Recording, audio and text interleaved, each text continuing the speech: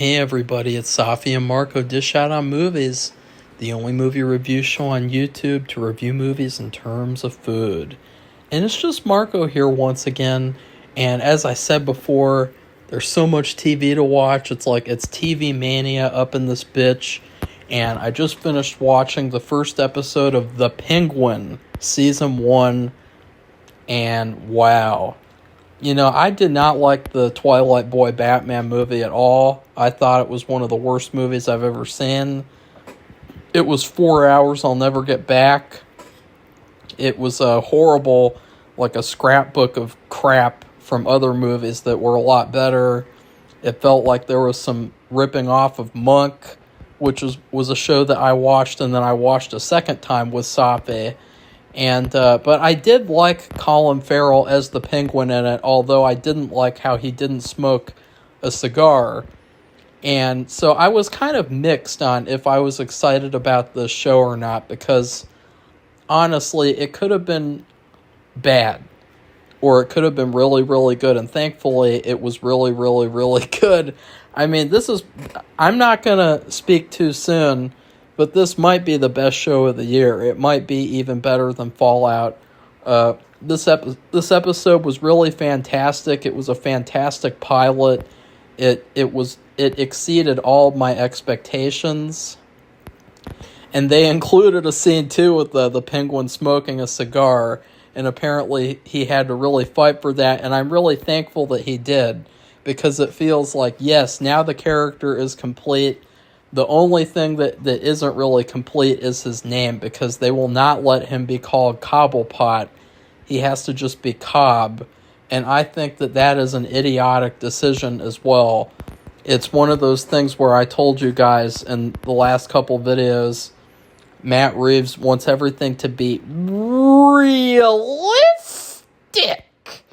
And apparently the name Cobblepot isn't realistic. Well, I got news for you, Matt Reeves. Like, names that are really cartoonish and unique like that are much more memorable than names that are normal and boring.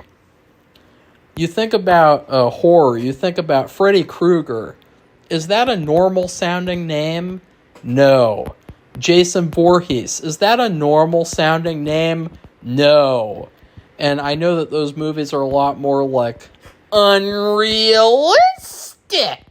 But come on, you could have had it be Oswald Cobblepot. That's literally my only complaint about this first episode. This episode was phenomenal. I would give it an A+. I enjoyed every second of it. This is a show that, like, I can't wait to see every episode of. And so I guess we could kind of go over the story. I mean, yeah, I don't really like doing, like, a recap of what I'm watching. Like, I'm not one of those YouTubers who, like, does, like, a detailed, in-depth recap. Like, okay, so the episode started off with this character in this room with this character, and they did this stuff for five. Like, I'm not one of those YouTubers who does that kind of boring, bland, sludge bullshit. You know, I basically just kind of run through the stuff that happened, stuff that I like, stuff that I didn't like, or in this case, I just run through it and say, I love that, I love that, I love that. I mean, let's begin. The opening part, right off the bat, one of the things that I loved about this show was how good it looked. It looked like a movie. I mean, I don't think I've ever watched an HBO show before. People do say, like, it's not TV, it's HBO. That's something that I could say for this show, because, like, I was watching it and I thought, wow, this looks so good for being a TV show. It looks like I might as well be in a theater. I had all the lights off in my room, and I had it on my computer and everything, and it looks so good. It looks like such a well-done show in terms of the cinematography. I loved the music. I loved how it started off, and they had kind of some of the Batman music, which I got to admit, even though I hate that Twilight Boy Batman, I find myself listening to the music from that movie.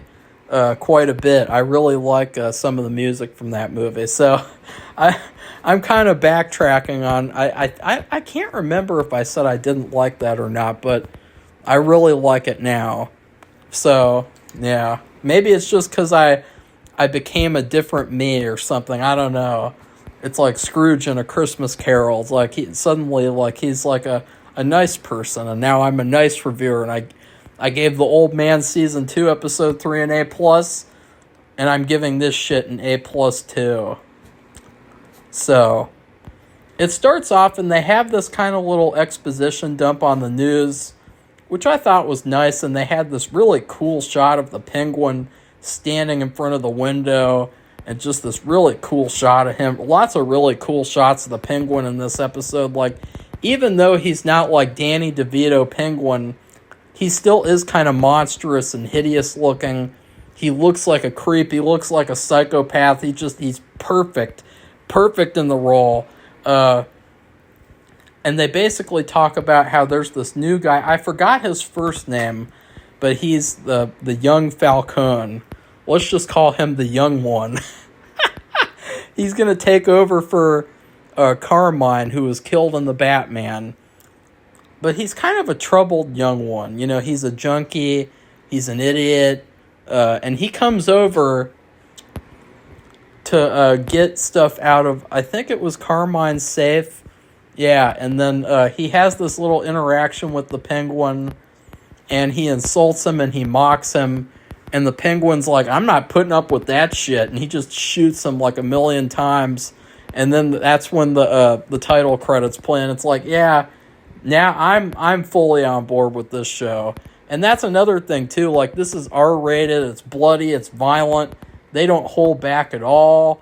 It's just, like, completely unleashed of, like, we need more shit like this on television and in movies in particular. Like, we need more shows and movies that don't hold back and that don't feel like they have some kind of, like, restraints on them.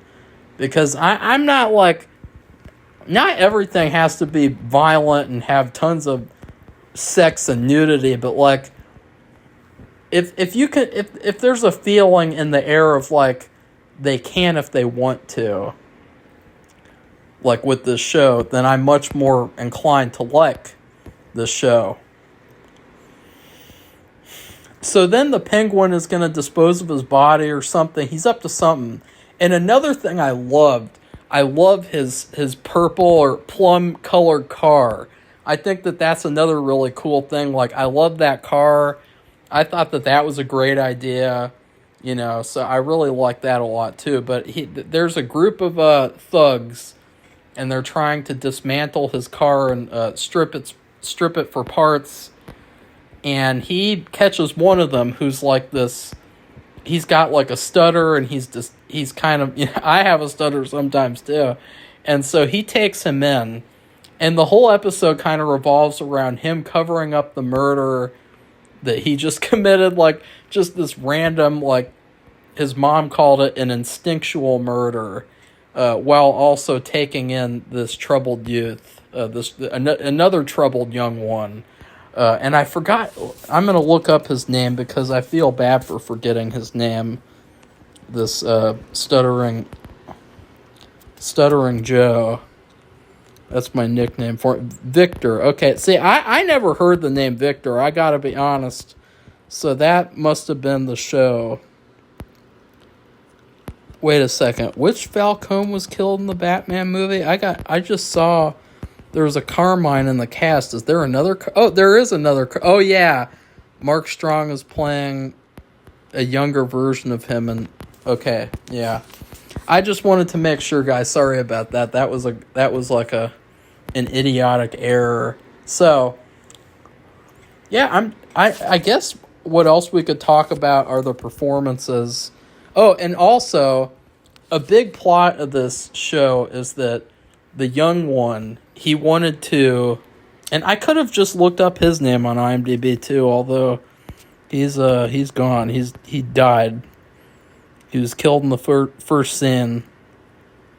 I'm having to scroll through a lot of names. Oh, Alberto. Oh, okay, so I was right. Alberto wanted to release a new type of drug on the streets because currently they have these drugs called drops. And this is another thing that I thought was funny. It was after last year, they had that anthology movie. If you guys don't know, it wasn't very good. It was called Free to a Bad Hum.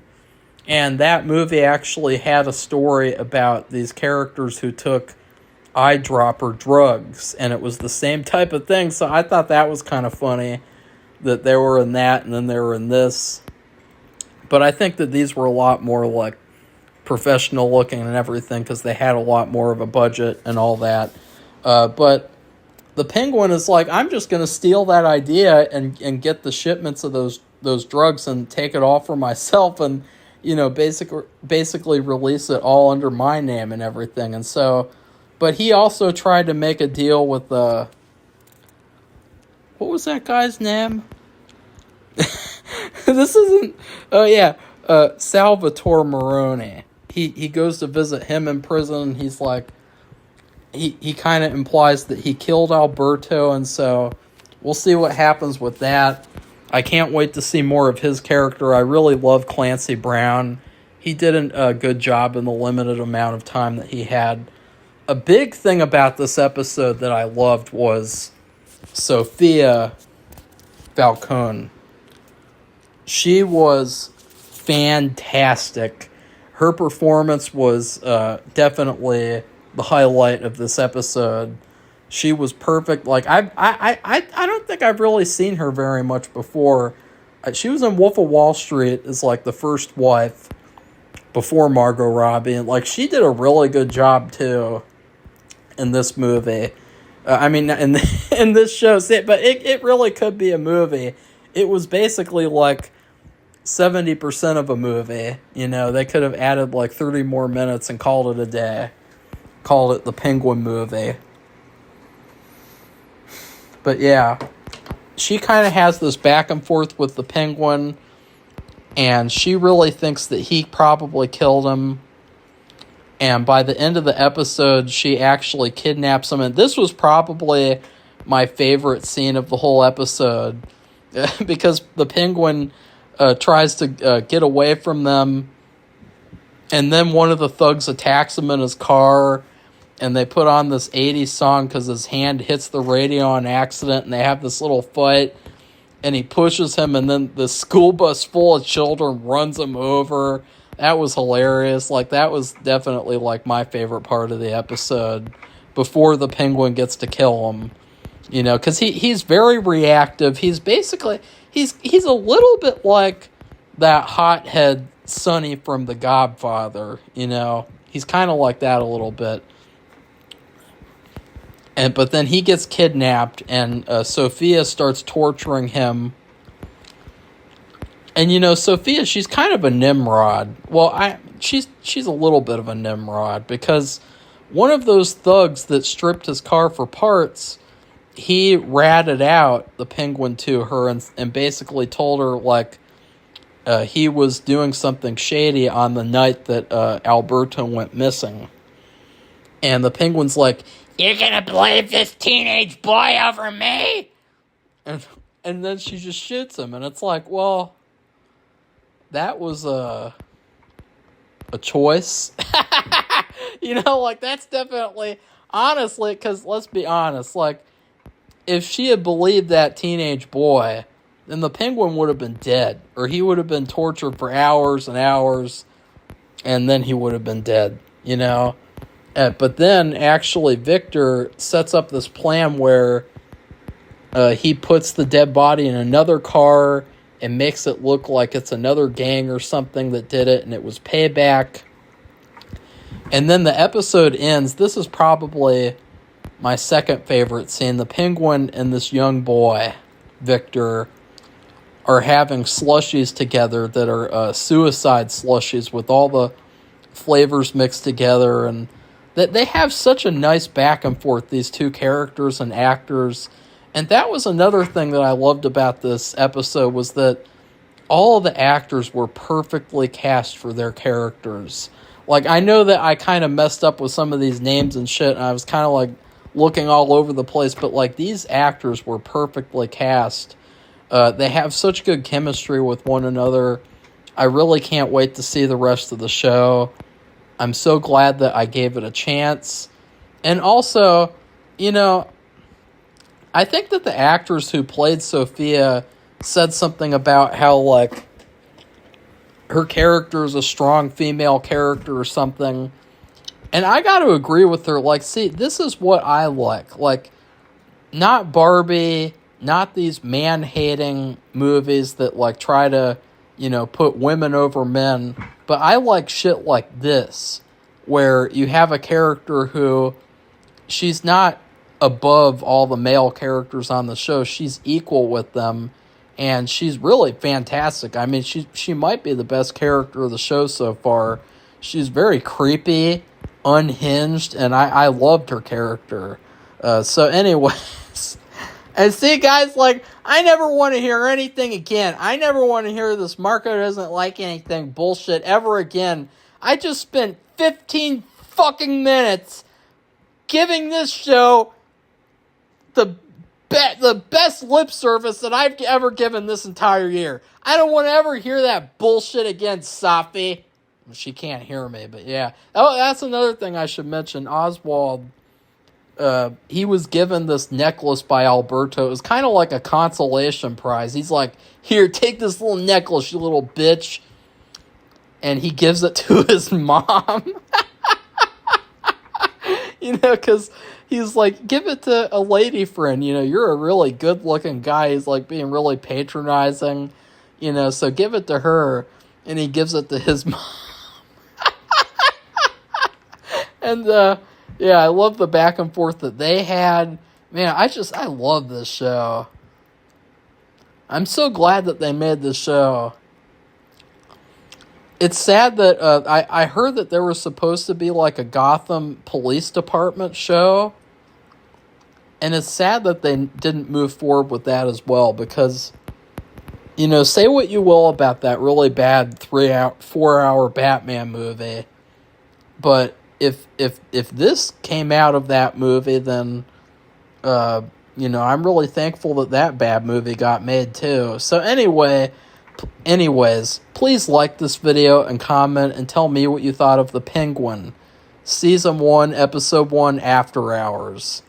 And then also, it was funny, the episode ended with 9 to 5 playing, because there was this other part where him and the kid were getting in this car. I think it was the car that they put the dead body in. And he turned it on, and all of a sudden 9 to 5 started playing. And he's like, bleh!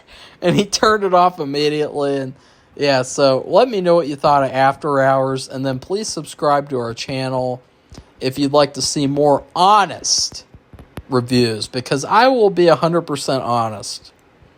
I will not hold back. Goodbye, everybody. See you soon.